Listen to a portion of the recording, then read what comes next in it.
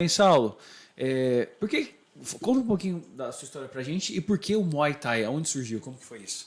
Então, Roger, primeiro é um prazer estar aqui, né? A gente ouve o Edinaldo falar e eu particularmente adoro, cara. E é meu mentor agora e para mim é só estar aqui com vocês. Para mim é muito. Hoje eu falei no Stories de manhã. Para mim é uma realização estar entre vocês, tá? O Muay Thai entrou na minha vida num momento difícil, né?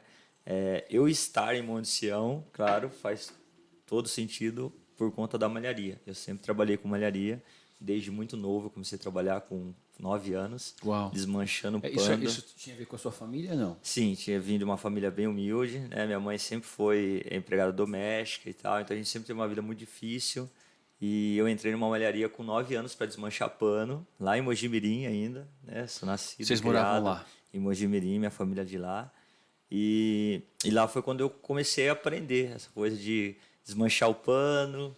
E aí depois eu fui curiosando ali, aprendi como que era feito o pano, fui aprendendo na máquina, com o tempo fui aprendendo programação e tal. Uau, você virou Enfim, programador, então. eu saí dessa malharia com 18 anos, né? E que foi tipo a minha formação ali, né? Sou eternamente grato e virou parte da minha família também. E eu vim para Monte Sião com 20 anos. Né? Quando eu cheguei, na verdade, Água de Lindóia, Jardim Europa, né? Que é um pouco Monte Sião, um pouco Água de Lindóia.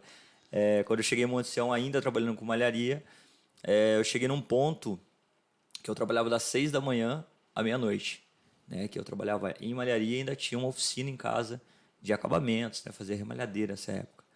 E eu cheguei num ponto que eu fiquei com 20 anos, falei, meu, não é isso que eu quero para minha vida. Trabalhando muito pouco. Nossa, essa manhã. Onde eu vou chegar assim, né? Mas que legal, né? Isso começou cedo, começou com 8 anos, né? Exatamente. Já tinha trabalhado 12 anos. Então, e aí eu falei, meu, o que eu quero para minha vida, cara? Eu vou ficar escravo disso e a gente assistindo como que, infelizmente, é a realidade do povo que se afunda mesmo na malharia, principalmente na parte operacional, sem uma perspectiva de crescimento, né? A gente fica meio que escravo do trabalho, né?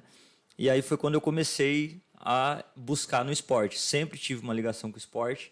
Desde criança sempre gostei muito de jogar bola, sempre fui envolvido com luta, né? Já fiz um pouco de capoeira, né? Sempre ali junto com os amigos, sempre gostei de assistir luta, que era o terror, né? Da minha mãe. Ela falava, olha... Você era aquele menino que ficava madrugada inteirinha assistindo tentando, MMA, né? isso aí? Na época ele não passava, né? E a mãe não deixava assistir também, né? Me fala que você é da época do grande dragão branco lá do Sim, do Van Damme. Sim, aquilo ali foi uma onda mundial. Nossa, mundial. Clássico, né?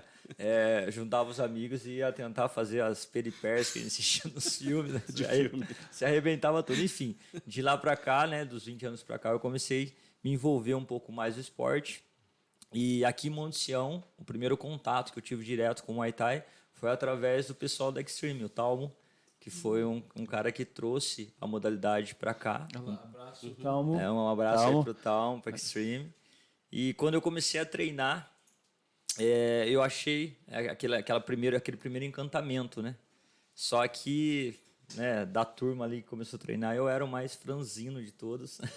Você sempre foi fininho, né? Sempre fui fininho, né? E na época eu era o mais franzino de todos. Mas a primeira aula eu olhei para meus companheiros e falei, meu, é isso que eu quero para mim, cara. Que legal. E aí comecei a correr atrás para competições. Assim, tipo, no primeiro dia você falou, é isso que eu quero para essa na primeira vida. aula, na primeira Quantos aula. anos? Aí eu tinha na faixa de 21 anos, de 20 para 21 anos. Legal. Né? Falei, é isso que eu quero para mim. E comecei a correr atrás.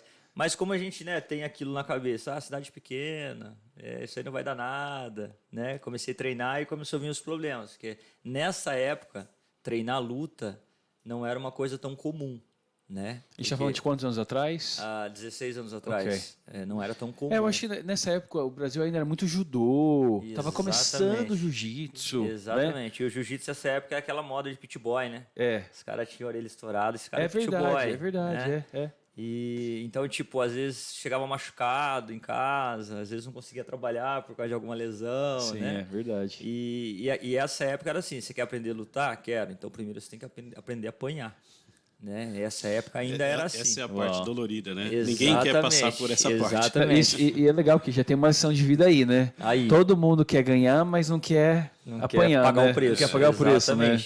E aí, o que acontece? Por conta aqui, né, na cidade, a ideia, a proposta era trazer uma atividade para comercializar, eu acabei indo buscar essa parte competitiva fora.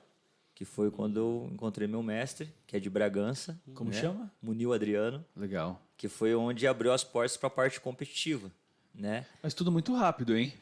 Tipo, foi dentro de... Aqui eu fiquei treinando aqui em Monte Sião cerca de 6 meses.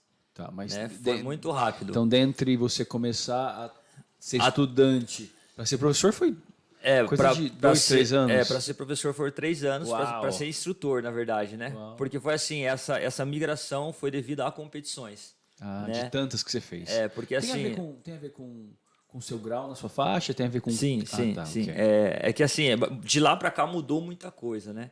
Esse meu mestre foi um cara que para mim foi o mestre na parte de luta e o mentor na parte dos negócios também. Que legal. Porque na época eu queria só competir, né?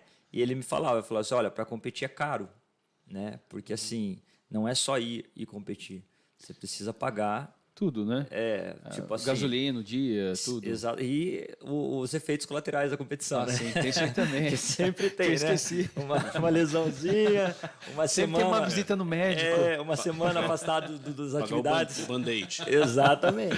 Cara, eu esqueci disso, cara. Caríssimos. Caríssimos, E assim, aquela semana que você tem que ficar de alta, de repouso depois da luta, né? Normal. Às vezes antes da luta... Não é que nem aqueles filmes, né? Asiáticos, que você entra naquela piscina de sal e 2 dias você fica curado. Não, hoje já tem tecnologia para isso, né? Mas na época não tinha. E foi quando ele me deu a sugestão, falou, vamos começar a treinar um pessoal, né? Mas põe na sua cabeça que esse pessoal que você vai dar aula, a ideia é você proporcionar o lado bom que você tem na luta, né? E foi quando ele começou a me dar essa sacada. O que de bom, o que soma para você a luta? Porque a competição, a nível de competição, na verdade, nenhum esporte é saudável, né? A nível de competição, você vai falar, você pega uma bailarina aí, você vai ver que... Estrupiados, exatamente. Né? A nível de competição, alto nível... Os triatletas, né? Exatamente. Aposentam com 35 anos de idade, né? Exatamente. Então, ele fala, então tenta ver a outra ponta, o que te traz de prazer. Então, a superação, né? Essa coisa de treinar... a persistência, a resistência, a parte física, enfim, em si ali, que é a parte de condicionamento físico, os benefícios que a gente tem sem a luta, né? E tenta trazer isso para o público comercial, para a população de Monte Sião.